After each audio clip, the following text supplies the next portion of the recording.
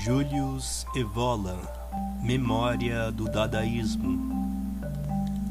Quem faz uma comparação entre o primeiro e o segundo período pós-guerra não pode deixar de notar a recorrência dos mesmos temas e orientações, mas a um nível consideravelmente mais baixo. Nos fenômenos típicos que se seguiram à Segunda Guerra Mundial, no sentido de crise, de impulsos confusos de rebelião e invasão, a tensão espiritual e o radicalismo são muito menores. As correspondências são apresentadas em termos muito mais cinzentos e fragmentados. Além disso, em vez de uma expressão genuína, existem muitas vezes formas complacentes e exibicionistas, mesmo que, no domínio artístico, não se tenha chegado à profissão. Um caso típico em questão é o da arte abstrata atual. Entre as correntes que, no primeiro pós-guerra, anteciparam atitudes semelhantes ao existencialismo atual e tendências inconformista e antirracionalista similares, mas levaram a experiência adiante, uma das mais interessantes foi, sem dúvida, o dadaísmo. O dadaísmo raramente é mencionado. Ele, de certa forma, acabou engolindo a si mesmo, pois não era possível ficar muito tempo, sinceramente, nas posições de negações radicais, de uma liberdade afirmada através da dissolução agressiva de todo limite e toda ordem, de todo valor convencional e de toda racionalidade, não só nas artes, mas, segundo a instância original, na própria existência individual. Nascido em Zurique, no cabaré Voltaire, o dadaísmo foi definido com um primeiro manifesto em 1918 e, imediatamente, assumiu a forma de um movimento, ao qual vários escritores e artistas, especialmente franceses, aderiram. No entanto, o criador do dadaísmo era um romeno, Tristan Tzara, uma figura interessante e singular que conhecemos pessoalmente. Quanto à designação, dada, ela foi declarada como não significando nada, ou tudo. Era uma dupla afirmação em russo e romeno, símbolo de uma visão para a qual tudo é semelhante e tudo é sem igual, da absolutez irracional da vida em seu estado puro, a ser ativada em formas que, por contradição, incoerência e absurdo, acabariam com todas as superestruturas. Dada é um micróbio virgem, é uma expressão de Tzara, nascido naqueles que conheceram os arrepios do despertar. É a atividade simples, a impossibilidade de discernir entre os graus de luz. Há um grande trabalho destrutivo a ser feito, declarou o Manifesto Dada de 1918. Varrer o caminho, limpar. A pureza do indivíduo se afirma após o estado de loucura, de uma loucura agressiva, completa, sem propósito, sem projeto, sem organização. Desmoralizar em toda parte é jogar a mão do céu no inferno, os olhos do inferno no céu, para restabelecer a roda frutífera de um círculo universal nas potências reais e na imaginação de cada indivíduo. O que em nós é divino é o despertar da ação anti-humana. Por humano se quer fazer referência aqui a todo sentimentalismo, toda fraqueza, toda a construção intelectualista ou social. Buscamos a força direta, pura, firme, única. Não buscamos nada. Afirmamos a vitalidade de cada momento. Se acrescentava. A dissolução, a anarquia e a contradição eram, portanto, válidos aqui como uma pedra de toque. Os fortes na palavra e ação sobreviverão, quanto como um método. A característica do dadaísmo, entretanto, era abandonar as formas românticas da rebelião passar a formas drásticas, paradoxais e frias de negação.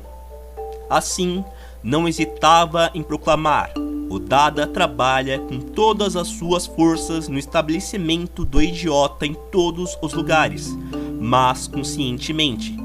O Dada é terrível. Ele não se comove com as derrotas da inteligência. E se alguém perguntava por que, no final, se ocupar de algo, escrever, afirmar qualquer coisa, a resposta era: para mostrar que se pode fazer coisas opostas ao mesmo tempo, em um novo fôlego. Sou contra a ação, pela contínua contradição, mas também pela afirmação. Não sou nem a favor de uma coisa, nem a favor da outra, e não explico nada. Ele seguia por esta linha até o fim. Se existe um sistema na ausência de sistema, escreveu Tzara, eu nunca o aplico, o que significa que eu minto. Eu minto ao aplicá-lo, eu minto ao não aplicá-lo, eu minto ao escrever que minto porque não minto. Assim, ele foi coerente ao dizer que os verdadeiros Dada são contra o Dada, que tudo é Dada, e que é precisamente na identificação com o que é mais banal e mais genial que reside o excepcionalismo e a genialidade. Liberdade, o grito de cores contraídas, o abraço dos contrários e de todas as contradições, dos grotescos, das inconsistências à vida. Era isso que o dadaísmo anunciava. Assim, não se tratava de lançar uma nova arte no sentido próprio. Futurismo, cubismo e afins eram considerados pelos dadaístas como academias e ridicularizados. A arte era vista pelos dadaístas como um instrumento para ironizar, perturbar ou evocar um elemento caótico ou abstrato. Daí as expressões em poesia e pintura, que por um lado anteciparam a arte abstrata, mas por outro implementaram o método do absurdo, como uma pintura dadaísta. Picabia exibiu uma reprodução da Mona Lisa com um bigode adicional. Um demônio do elementar e caótico percorria as xilogravuras pretas e brancas de Hans Arp. Um poema dadaísta consistia na simples repetição, em uma página inteira, da palavra grita. Outro, em palavras misturadas com operações aritméticas. Aqui está a receita para fazer um poema dadaísta. Pegue um jornal, algumas tesouras e escolha um artigo do tamanho que você quer que seu poema tenha. Recorte o artigo e depois, cuidadosamente, todas as palavras que o compõem. Coloque os recortes em uma bolsa, sacuda novamente, retire cada palavra, uma após a outra. Copie-as conscienciosamente, na ordem em que saírem do saco. O poema será parecido com você, e aqui está um escritor infinitamente original de sensibilidade requintada, embora ainda não compreendido pelo homem comum.